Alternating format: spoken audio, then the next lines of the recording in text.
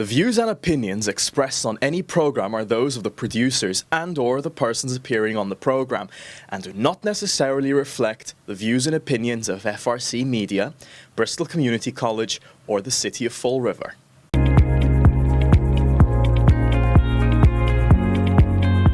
Thank you for joining us once again here on FRC Media. It is another Wednesday and another opportunity for us to speak with the Mayor of Fall River, Mayor Paul Coogan, who is fresh off delivering his 6th State of the City address last night. Mayor, how are you?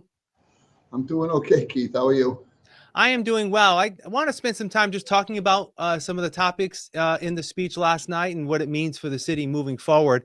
I guess let's start right from the beginning. Lieutenant Governor Kim Driscoll was on hand to view the speech. She actually introduced you before you made your remarks. How important is that relationship? And I guess, how often are you in touch with the administration, representing Fall River's needs?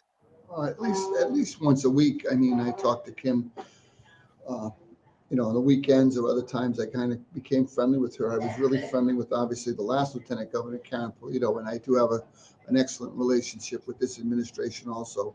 But it's kind of like when you said about the speech last night, it's kind of what was talked about in the speech. The links between all of our state legislators, the governor's office, the federal legislators. We were with Jake Auchincloss last week at Durfee. It's just important to have almost like first name relationships with these people so that they know, when you call them up, you're not calling them up about something frivolous. It's something that's going to benefit the residents of the city of Fall River, and they are always very good to me. I don't know. I've been very lucky in this job to be able to develop these important personal relationships with federal and state delegation and the city council too. They call, they talk. It's just the way you build your credibility and you work with people to improve the city, and that's what this is all about: relationships. Yeah. We talk a lot during our conversations about city budgets, and I know your administration is working on the FY26 budget. We'll have plenty of time to talk about that. But you did mention early on how in the 5 years that you've been serving as the city's mayor, the city has benefited from some money from the federal government and state government, primarily federally ARPA, that helped with some projects. But how important is it for the city to stabilize its finances in terms of putting money away, but also understanding that there's a lot of challenges ahead fiscally? That is the conundrum. When I've heard these stories about Fall River operating with $500,000 in free cash, and these numbers that are just devastatingly low. They tell us that what a city should have to show financial stability is 10% of their entire budget at a minimum put aside. So with a $400 million budget, that means we should have $40 million in the bank. And it is unique to Fall River, particularly because, again, we know that there is a tremendous $6 million bill coming yearly for Diamond Regional. Obviously, the vote for Durfee by the populace let us have that debt override on the tax bill. So that's not a factor at this time. It is in the world of higher taxes. But if Diamond is a standalone that has to be in the budget, then we're going to have to come up with that money every year. So when these people say, "Oh, you have $20 million in the budget, give me $1 million for this or give me $1 million for that," I'm like, wait a minute. This $20 million is promised 5 times over at least to Diamond. There's no way that we can be spending crazily down the stretch here. We have to be very, very prudent with our money. We have to keep trying to find ways to make some cuts and at the same time, save money for that bill for education, because we're going to need it. And obviously, health insurance is going up 8% this year. The school assessment's going up. So we have some challenges, but we're going to work our way through it. Yeah. Speaking of education, you said something last night that I wasn't aware of, that Fall River is one of the few communities that's actually seeing an increase in enrollment in terms of public education. And you talked about the strain that it has in terms of the budget. How difficult is it to meet that need while I believe the school department rather, is still about 130 or so positions that it needs to fill? It is it's a challenge. That's what we're talking about. You talk 350 students in a year. When you have a total enrollment of like our smaller schools like Watson and Tansy of a few hundred, that's like adding another school on. And so you disperse these students, and the problem it's just is magnified because if I have Keith Tebow coming into Fall River and he's in the Fonseca district, but grade 3 at Fonseca has no seats. Every room is packed.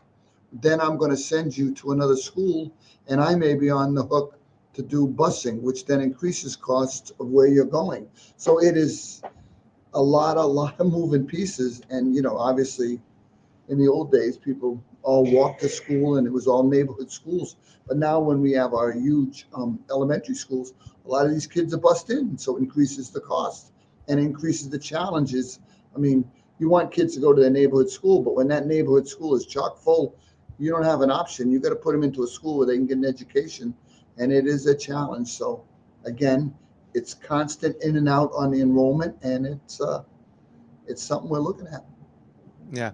In terms of public safety, you made a note last night in terms of the strides that have been made in fire and EMS to bring their staffing levels up and provide additional service.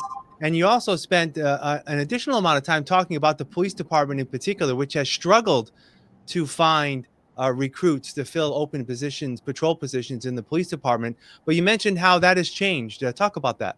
Well, it's changed in regards that now we have a pool of applicants that are coming in through the hybrid civil service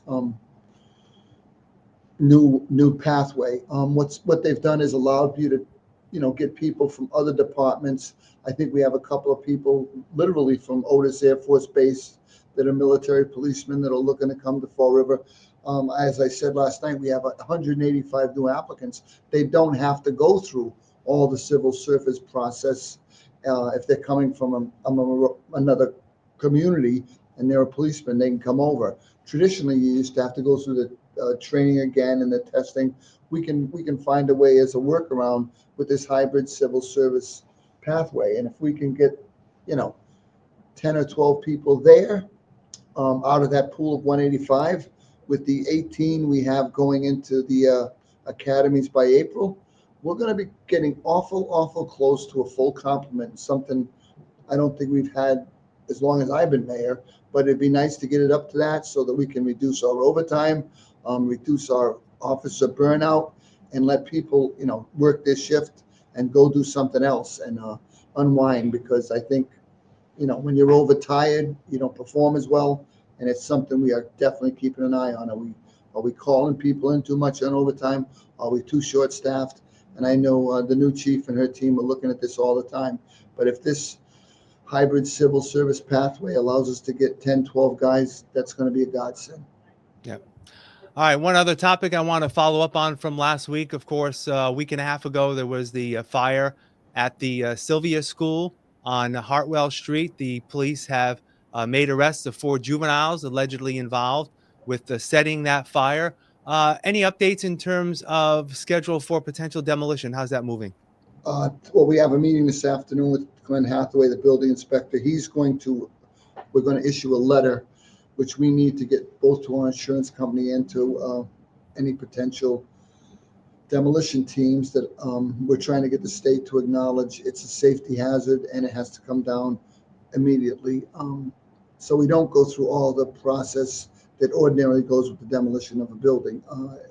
Just to that end, on Sunday, we had 4 more kids running around in there. I think they were 8, 9, 10, 14. I went by in the afternoon, and Glenn Hathaway, the building inspector, was still out there, but the police had grabbed 4 more children in that building. It's not safe. Stay away from that property. And we will be working on hopefully finalizing a demolition plan this afternoon, but we got to do something that's a hazard and someone's going to get hurt. Yep. All right, Mayor Coogan, as always, thank you for your time. We'll talk again next week. Take care. Okay, thanks, Keith. All right, and thank you for joining us here on FRC Media. Have a great week.